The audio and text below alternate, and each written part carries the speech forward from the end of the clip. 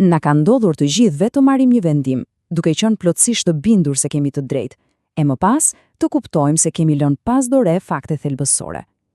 Kjo është fuqia e paragjykimit konfirmues. Është një kurth i mendjes që na bën të përqafojmë çdo informacion që përputhet me idetë tona. Sot do të shohim se si ky kurth mund të ketë pasoja shkatëruese në punë, përmes një rasti studimor që do të na bëjë të vëmë në dyshim gjithçka. Le ta nisim me një pyetje të thjeshtë por të vështirë. A jemi vërtet objektiv? Instinkti na thot po, sigurisht që po, por e vërteta është pak më ndryshe. Truri ynë për të kursyer energji kërkon gjithmonë rrugën më të shkurtër dhe pikërisht kjo prirje mund të na çojë në drejtimin e gabuar, shpesh pa e kuptuar fare. Dhe ja ku e kemi për kufizimin. Paragjykimi konfirmues nuk është tamam një defekt, por më shumë një veçori e trurit. Ai thjesht favorizon informacionin që e njeh tashmë. Kjo na ndihmon shpesh, por bëhet tepër e rrezikshme kur kërkohet pa anshmëri, siç do ta shohim tani në rastin e një hetimi të brendshëm. Kjo prirje e mendjes është një nga gabimet më të rrezikshme gjatë një hetimi. Pse? Sepse mund të na çojë në përfundime tërësisht të gabuara me pasoja shumë reale për njerëzit e përfshirë. Për ta kuptuar më mirë se si funksionon kjo grack, le të hyjmë në një rast konkret. Mirë se vini në Albatras Logistics. Këtu, produktiviteti ka rënë ndjeshëm për shkak të një konflikti të vazhdueshëm mes dy menaxherëve. Gjërat janë tensionuar aq shumë sa që menaxhimi ka vendosur të therrasë burimet njerëzore për të zgjidhur situatën. Tani, le të njihemi me protagonistët e kësaj historie. Kemi Lonin, drejtorin që kërkon hetimin, pastaj Ardianin dhe Ledianën, dy menaxherët në qendër të konfliktit, dhe së fundi Elonën, hetuesen nga burimet njerëzore, e cila ka detyrën në dukje të thjeshtë por të zbuluar të vërtetën. Dhe pikërisht këtu fillon gjithçka. Para se Elona të bëjë qoftë edhe një pyetje të vetme, Loni, drejtori, e ka tashmë një fajtor në mendje. Për të, Ardiani është i qetë dhe Ledia është problematike. Ky paragjykim fillestar është si një farë helmuese që do t'infektojë të gjithë hetimin që do të pasojë. Ja, ky është momenti kyç. Loni nuk e mban mendimin e tij për vete. Ai ja thot hapur Elonës. E dëgjoni, ju veç do e konfirmoni. Kjo nuk është më një kërkesë për të gjetur të vërtetën, por një urdhër për të vërtetuar një përfundim të paracaktuar. Me këtë udhëzim në kokë, Elona fillon punën, por pa e kuptuar, ajo nuk po kërkon më të vërtetën. Ajo ka nisur të kërkojë prova që vërtetojnë atë që i tha shefi i saj. Le të shohim se si kjo reflektohet tek pyetjet që ajo bën. Dëgjojeni me kujdes këtë pyetje. Apo kërkon të kuptoj kontekstin e ngjarjes? As pak. Kjo është një pyetje drejtuese, e projektuar për të gjetur prova të një histori agresiviteti. Fokusi i Elonës nuk është më tek incidenti aktual, por tek konfirmimi i etiketës. Ledia është problematike.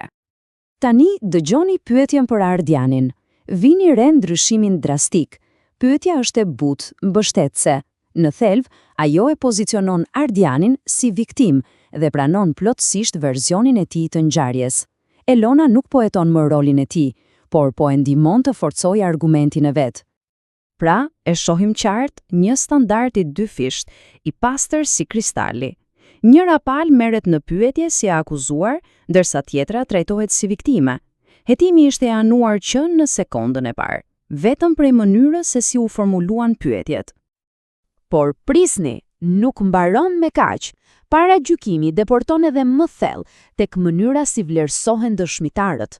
Dy punonjës e pan të njëjtën skenë, por fjalët e tyre do të kalojnë nëpër filtra krejtësisht të ndryshëm. Kjo tabel flet vet, apo jo? Dëshmia e punonjësit A, e cila sfidon idenë fillestare, hidhet poshtë menjëherë, ndërsa dëshmia e punonjësit B, që e konfirmon atë, pranohet pa asnjë dyshim, edhe pse dihej që ky dëshmitar kishte një histori konflikti me Ledian. Informacioni që nuk përshtatet, thjesht zhduket. Dhe në fund, prova finale, një video pa zë. Këtu paragjykimi arrin kulmin, të njëjtat lëvizje për dy interpretime krejtësisht të kundërta. Gjesti provokues i Ardianit, një shpjegim normal teknik. Reagimi i Ledias, sjellje pastër agresive. Filtri paragjykimit e ka transformuar plotësisht atë që shohin syt. Tani, le të shohim se cili ishte përfundimi i këtij hetimi thellësisht të gabuar. Le të zbulojmë hendekun e madh midis raportit zyrtar dhe asaj që ndodhi vërtet. Ky është rezultati zyrtar. Një përfundim i prerë, bardhë dhe zi, fajson plotësisht njërin palë dhe shfaqson plotësisht tjetrën, duket si një rast i mbyllur, por në fakt është thjesht një pasqyrim i paragjykimit të hetueses, jo i realitetit. Dhe ja ku e kemi. Realiteti ishte shumë më i komplikuar. Të dy kishin përgjegjësinë e tyre. Ardiani provokoi, Ledia reagoi. Por paragjykimi konfirmues e fshiu këto nuancë. E ktheu një situatë komplekse gri në një përrallë të thjesht fëmijësh, bardhë dhe zi. Rezultati? Një vendim i padrejtë dhe një problem që mbetet i pasgjidhur. Atëherë, pyetja më e rëndësishme është si mund ta shmangim këtë grack? Si të sigurohemi që po kërkojmë të vërtetën e jo thjesht konfirmimin e asaj që duam të besojmë? Le të shohim disa hapa konkret. Së pari, duhet të mësojmë të njohim shenjat e alarmit. Në rastin ton ishin të qarta: pyetje të anshme, vlerësim selektiv i dëshmive dhe interpretime me standard të dyfisht. Kur një hetues fillon të ndërtojë një rast kundër dikujt në vend që të zbulojë faktet, kjo duhet të jetë një kamban alarmi. Këto janë fjamuj të kuq që nuk duhen injoruar kurrë. Atëherë, si duket një hetim i mirë? Kërkon punë aktive kundër instinkteve tona. Fillojmë me balancim. Bëjmë pyetje sfiduese për të dyja palët. Pastaj verifikim. Nuk marrim asgjë si të mirëqen, por i kryqëzojmë deklaratat. Më pas, objektiviteti. I vlerësojmë dëshmitarët me të njëjtat kritere. Pastaj, neutraliteti. I analizojmë provat pa shtuar opinionet tona. Dhe hapi më i fuqishëm nga të gjithë, hipoteza alternative.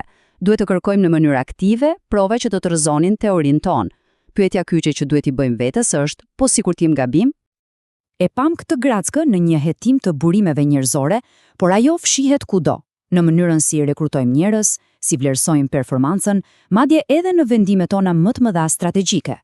Kështu që pyetja përfundimtare për të reflektuar është kjo: ku tjetër në punën dhe jetën tonë po vepron në heshtje kufajtori i fshehur, duke formosur realitetin ton pa e kuptuar fare?